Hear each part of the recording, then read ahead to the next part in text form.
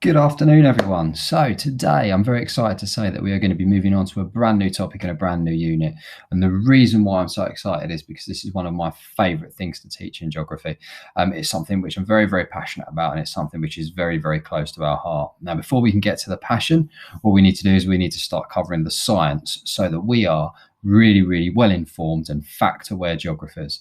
There's a lot of evidence of fake news around the topic that we're going to be studying over the course of this next unit. So it's really important that we're clued up. I just mentioned in that introduction that we were going to be looking at a brand new so there topic you have and a it. brand new That's the unit, end of but I our didn't lesson talk today, about which is what the looking at the unit Earth's was and what it history. was that I'm so Remember, passionate pause it, about. rewind it. So today look at what we're things going to be again if doing you is an need to. introduction Moving to on a to our next brand new lesson, we're going to unit, which start is to going to look look at at the a evidence. particular How do we hazard, know and that hazard that the is climate climate change. Now, climate change, I'm All the best. sure, is a Goodbye. term and a word that you've heard before. It's something which is on the news. Hopefully, it's something that will appear more and more on the news as it starts to get pushed up the political agenda. I've put this picture here, and you can see it's from the front of a book, and it's from a book called Little People, Big Dreams, and it's a book that I bought my daughter recently, and it features someone who's a bit of an inspiration for myself and an inspiration for millions of people across the planet, and that person is Greta Thunberg. Now, you've probably heard of Greta. She will pop up from time to time in some of the lessons that we're looking at, but what I wanted us to really think about is, well, why is it that we're studying climate change? And I'm going to be honest, it's not just because it's on the GCSE specification.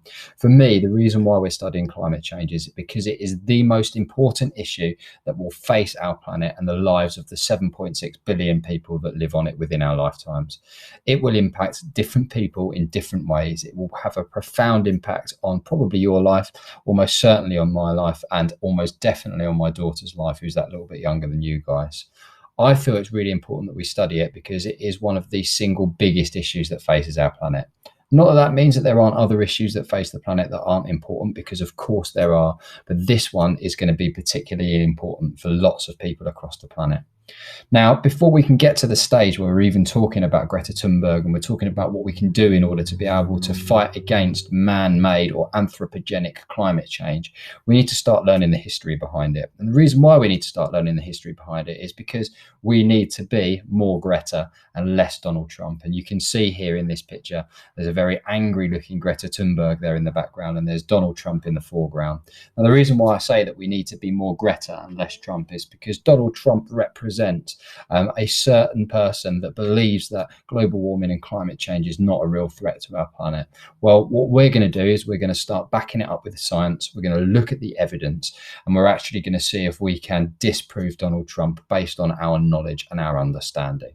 Now, before we get to any of that, and before we get to any of the debates, what we've really got to do is we've got to strip it back. And we've got to strip it back because we can't understand anything about climate change or global warming unless we understand the history of the Earth. So, the Earth is our home. Okay, it's the blue planet. You can see a lovely satellite image of it there in the right-hand side, which is the same satellite image that you can see down there on the Geography Department's logo. Now, we've got two key questions which we're going to be looking at during today's lesson. The first bit is, what part, chapter and page are we in of the Earth's history? Okay, now that will make a little bit more sense in a moment when I start to explain how the history of the Earth can be viewed almost as if it was a book. We also need to look at the Earth's climate cycles. So actually today's lesson really is going to be about the science behind it. We're going to go into a little bit of paleontology, which is the study of the Earth and the study of the history of the Earth. And we're going to start to see if we can strip things back in terms of our history to find out a little bit about how we've cycled between periods where it's been really warm on the planet and periods when it's been really, really cold. Okay. Now, I'm not going to pretend that the content of today's lesson is going to be easy. Okay. It's deliberately designed to try and stretch yourselves and to try and push yourselves. The beauty of doing it over the form of a recorded video is that you can pause it, you can stop it, you can rewind it at any time. Okay. If you need to go away and do some secondary research, of course you can do that. Okay. So let's have a look at that first question then. The first question says, what part, chapter and page are we on of the Earth's history? Okay. Now, before we can do that, it says that we need to know a little bit about the history of the planet. So here we can see a really, really nice diagram, which has got lots and lots and lots of really complicated sounding words. So you've got words like Cambrian, Paleozoic, Holocene, Pleistocene, Mesozoic. Okay. There's probably a couple on there that you've heard of, almost certainly this one I'm sure you will have heard of, and that's the Jurassic period. And you've probably heard of that because of, films like Jurassic Park, but we tend to think of the Jurassic period when we start thinking about those dinosaurs like the Tyrannosaurus rexes, which have come across the planet. We've also got, in this diagram here, some of the big mass extinctions on the planet. So you've got a gigantic extinction there, okay? And you've got a gigantic extinction, or the big extinction, up here, okay? And what you can see is that these big extinctions actually mark different changes in the Earth's history, okay? There are people that potentially believe that we could be on the edge of our next mass extinction up here as we move into a new period of the Earth's development. But that's something which we can debate a little bit later on. So before we get to that, the question says, what part, chapter, and page are we on of the Earth's history? I'll explain what I mean by that. Now, what I want us to do is I want us to start thinking about the history of the Earth as being a book, okay? So the question that we've got is, what part, chapter, and page are we on in that book, which is the Earth's history? Okay. Now, in our case, the title of the book are the eons. Okay. Now, within that book, there are different parts. So you might have part 1, you might have part 2. Okay. I always like to think of the Lord of the Rings when I start thinking about that. Okay. These parts are called eras. And then within those eras or parts within the book, you have chapters. And those chapters, in terms of the Earth's history, are called periods. And then we have the individual pages, and we're going to call those pages the epochs. So if we have a little look at our history of the Earth, and we go back to this diagram that you can see here, okay, we can start to break it down into those parts. So these words that you can see going up here, okay, they represent our eons, okay? Sorry, not our eons, they represent our eras. Then we go down to this part here, okay, and these represent our periods, okay, which we can then break further down into our epochs. So this diagram here, which is figure 4.1, breaks it down quite nicely. It gives us a geological timeline of where we're at the moment. So at the moment, we are in the Cenozoic era, okay? Now, within the Cenozoic era, there is the Quaternary period, okay? So that essentially is our chapter, okay, of our book. We're currently in the Quaternary, and then we break it down into our pages. And our page that we're currently on is this page here, which is the epoch called the Holocene, okay? And that's where we find ourselves at in terms of the Earth's history. Now, if you look back, we're going back about 12,000 years before we started the Holocene, okay? And that's taken us up to present day. So this is where we're at the moment. So if I was to look at where we are at in terms of our story of the Earth's history, we're currently in the Cenozoic era, which is in the Quaternary period, okay? And we're in the Holocene epoch, okay? So remember, this is essentially our part of the book. This is our chapter, and this is our page number of where we're at today. Okay, so if someone said to you, what period are we in of the Earth's history? You'd be able to say we're in the Quaternary period, and you'd be able to take it even further to be able to say that we are in a specific epoch, and that epoch is called the Holocene. Okay, so what we've got there is we've got a little bit of a breakdown of the Earth and where we're at. What I'm going to do now is I'm going to pop a timer up. The timer is going to go for 4 minutes. I want you to open up a Google document, and I would like you to write down for me, using this figure 4.1, which is up here on the screen, which era and period and epoch we're in, okay? So remember, Cenozoic, Quaternary, Holocene. Right, I'll put that timer on now. If you need to go back and recap what I've just said, by all means, rewind it before you get to this point. But see if you can work under that time pressure of 4 minutes. Let's go.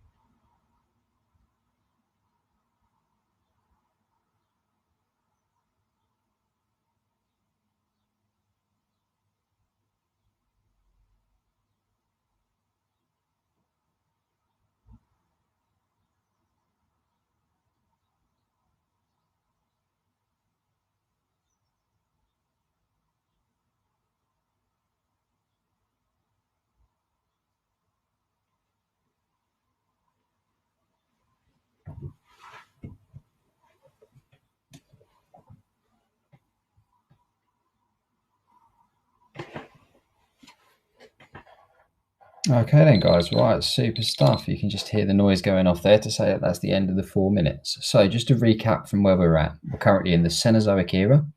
Okay, we're in the Quaternary period and we're in the Holocene. Okay, now these two words that we've got within the Quaternary period, the Pleistocene and the Holocene, are going to come into what we're going to start to look at next.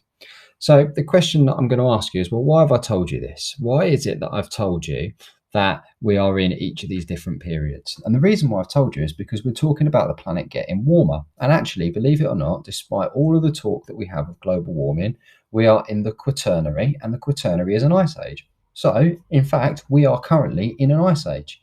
Some of you might struggle to grasp with that in your idea, but actually we are in an ice age. And the reason why we know we're in an ice age is because there is ice on the land, okay? Here you can see a lovely picture of a glacier in Iceland. This is one of the largest glaciers in Iceland, which is called Vatnajökull.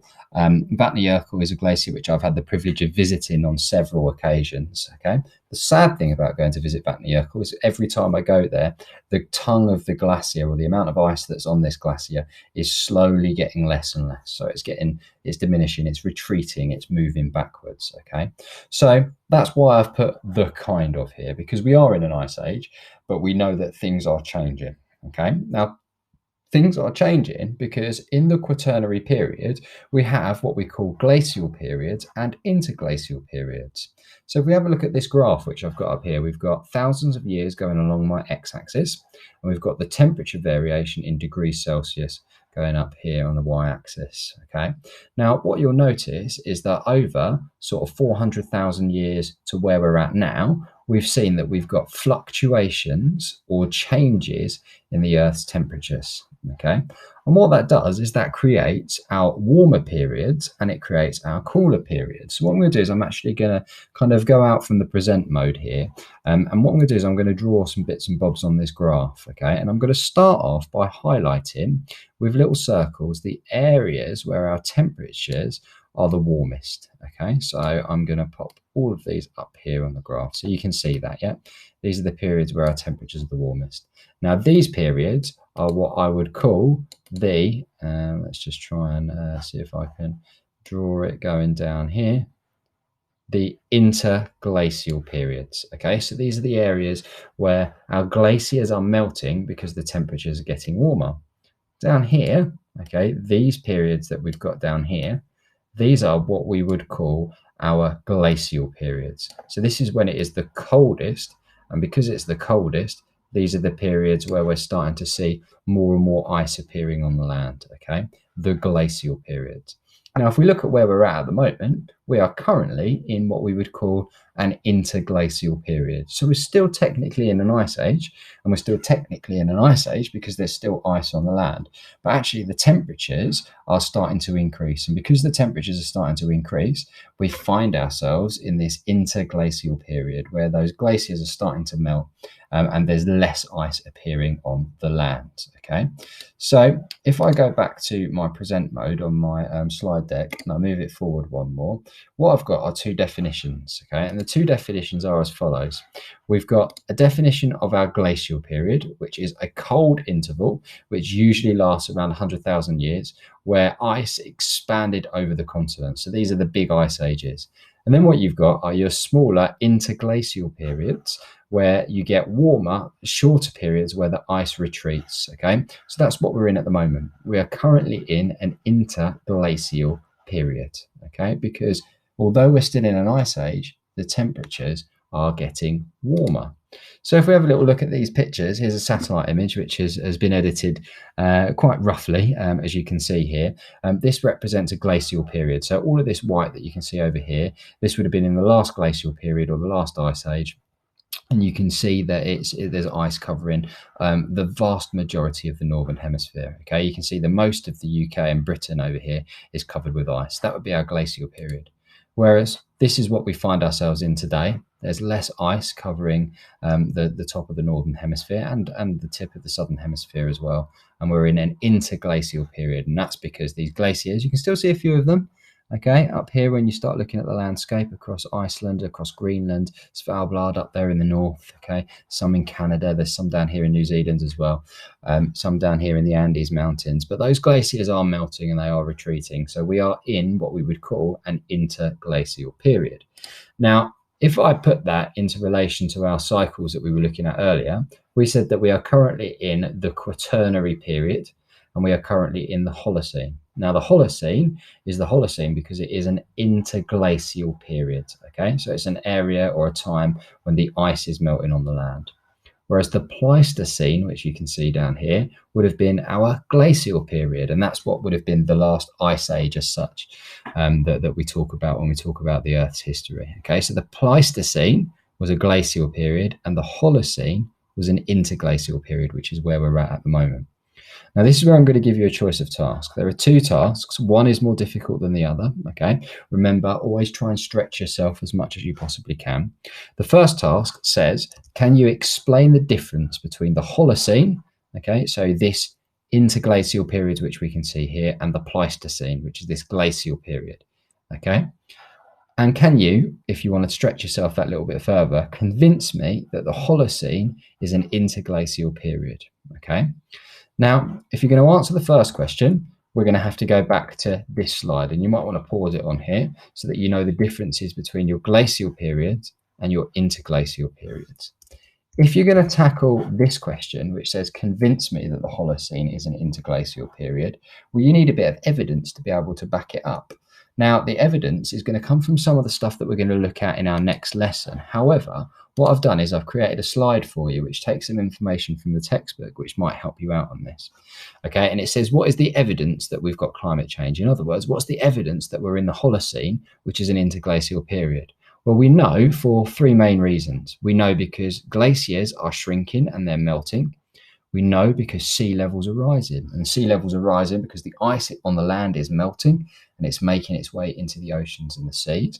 And we also know because we've got seasonal changes, okay? So we're starting to see differences in terms of seasonal activities, such as trees flowering, birds migrating, okay? And some of the different impacts that that's having on lots of different species of plants and animals.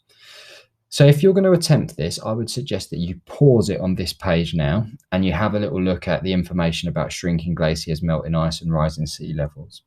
If you're going for the first question, then how does the Earth's climate work in cycles? Think about here, remember the Holocene, interglacial and the Pleistocene, a glacial period.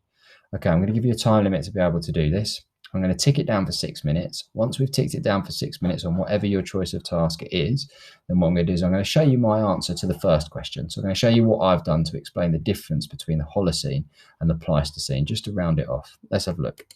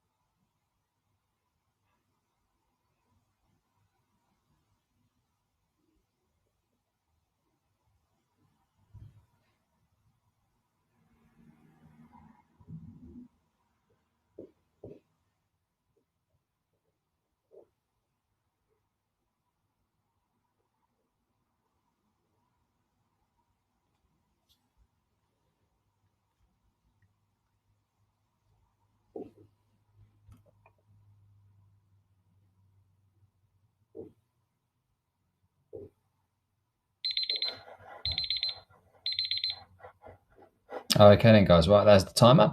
So that tells us that our time is up. So let's just have a little look at my answer before we round things off. So I answered the question which says explain the difference between the Holocene and the Pleistocene. So my answer reads as follows. The history of the Earth is split into eons, eras, periods, and epochs. We are currently in the Quaternary period. This is an ice age as there is ice on the land. The Quaternary is split into two epochs called the Pleistocene and the Holocene.